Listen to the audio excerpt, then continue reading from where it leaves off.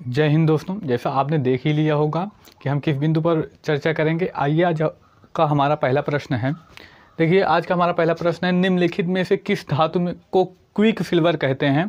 तो पहला ऑप्शन है कोबाल्ट, दूसरा ओस्मियम, तीसरा लिथियम, चौथा मरकरी। आइए इसकी चर्चा करें। देखिए क्या होता है कोबाल्ट, इसके बारे में नोट करिए। विटामिन B12, विटामिन B12 में कौन सी धातु पाई जाती है? बेहद ही इंपॉर्टेंट, कई बार पेपरों में पूछा गया प्रश्न है। विटामिन B12 में कौन सी धातु पाई जाती है? कोबाल्ट पाई जाती है। कौन सी धातु? कोबाल्ट धातु पाई जाती है। किसमें? विटामिन B12 में, यानी विटामिन B12 में कौन सी धातु? कोबाल्ट धातु पाई जाती है।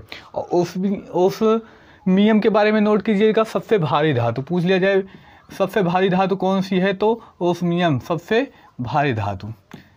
सबसे भारी धातु कौन सी होगी? तो ओस्मियम। और लिथियम क्या होगी? सबसे हल्की धातु। लिथियम क्या होगी? सबसे हल्की धातु। और मरकरी के बारे में ध्यान दीजिएगा। एक मरकरी सामान्यतः कमरे के ताप पर लिक्विड अवस्था में पाई जाती है, यानी द्रव अवस्था में पाई जाती है। कहाँ पर? द्रव अवस्था में पाई जाने वाली एकमात्र धातु। एकमात्र क्या हो जाएगा? धातु।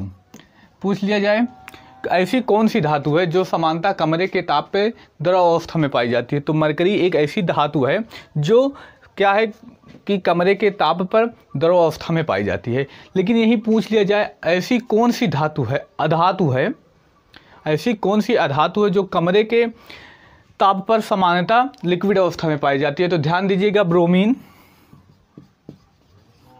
ब्रोमीन क्या है? ब्रोमीन द्रव कमरे के ताप पर पाई जाने वाली द्रव अवस्था में अधातु है।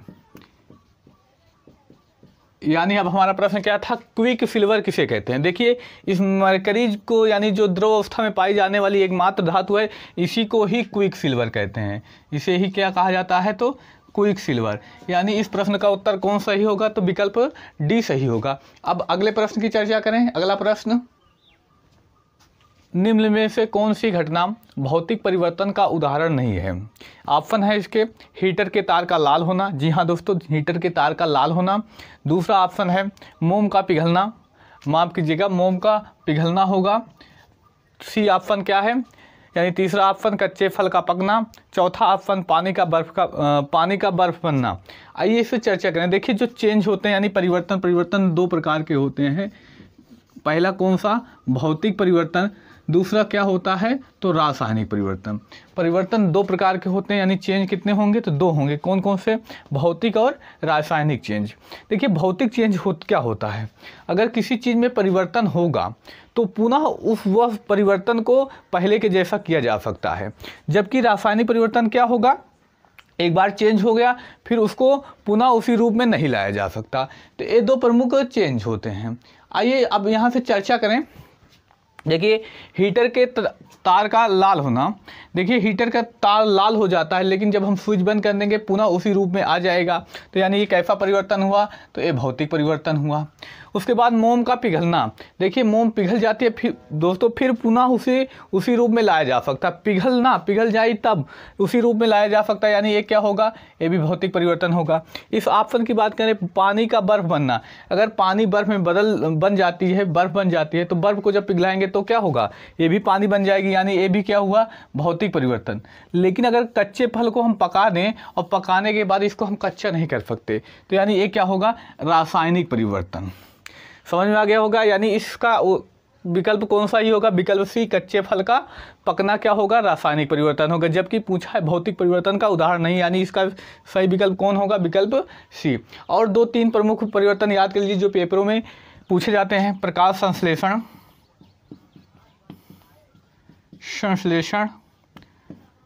अगला श्वसन, अगला मोमबत्ती का जलना। ये तीनों बहुत ही इंपॉर्टेंट। देखिए पिघलना अलग बात है और जलना अलग बात है। जलने पर मोमबत्ती खत्म हो जाती है, यानी वो बचती नहीं, उसको दोबारा नहीं। अगर ऐसा होता कि अगर ख़त्म ना होती तो उसी को पिघला कर दोबारा उसी को बनाया जा सकता था। तो ये तीन प्रमुख परिवर्तन पूछे जाते हैं। तीनों कौन से परिवर्तन हैं? तो रासायनिक परिवर्तन है। कौन से? रासायनिक परिवर्तन है तीनों। मतलब ये हमारा दूसरा प्रश्न था। अगले प्रश्न की चर्चा करें। अगला प्रश्न हमारा, निम्न में से किस समस्थानिक का उपयोग चट्टानों की आयु ज्ञात करने के लिए किया जाता है? जिसके ऑप्शन है कोबाल्ट 60, कार्बन 14, आयोडीन 131, यूरेनियम 235। आइए इसकी चर्चा करें। देखिए कोबाल्ट 60 जो है ये किस में किया जाता है? तो रक्त कैंसर की पहचान के लिए। किसके लिए? रक्त कैंसर की पहचान, यानी इस कोबाल्ट 60 का प्रयोग किस में किया जाता है? तो रक्त कैंसर की पहचान के लिए किया जाता है। आगे बात करते हैं आयोडीन 131 की। तो आयोडीन 131 का प्रयोग थायराइड कैंसर में किया जाता है। किस में किया जाता है? तो थायराइड कैंसर में किया जाता है, यानी थायराइड कैंसर को ज्ञात करने के लिए किया जाता है। आयोडीन 131 का प्रयोग किसमें? थायराइड कैंसर को ज्ञात करने के लिए किया जाता है। अब दो ऑप्शन बचते हैं, कार्बन 14 और यूरेनियम 235। बहुत सारे लोग तो इसको देखते ही बोले होंगे कार्बन 14 का प्रयोग किया जाता है। तो ध्यान दीजिएगा, जीवाश्म, इसमें पूछा है चट्टानों की आयु ज्ञात करने के लिए, जबकि कार्बन 14 का प्रयोग किसमें किया जाता है? तो जीवाश्म की आयु ज्ञात करने के लिए किया जाता है। किसमें? जीवाश्म की आयु ज्ञात करने के लिए पूछ लिया जाता। अगर प्रश्न ऐसे होता है, बताइए किस समस्थानिक का उपयोग जीवाश्म की आयु ज्ञात करने के लिए किया जाता है? तो कार्बन 14 का प्रयोग जीवाश्म की आयु ज्ञात करने के लिए किया जाता है, जबकि चट्टान है और या पृथ्वी की सतह, इसकी आयु ज्ञात करने के लिए किसका प्रयोग किया जाता है? तो यूरेनियम 235 का। चट्टान और पृथ्वी की आयु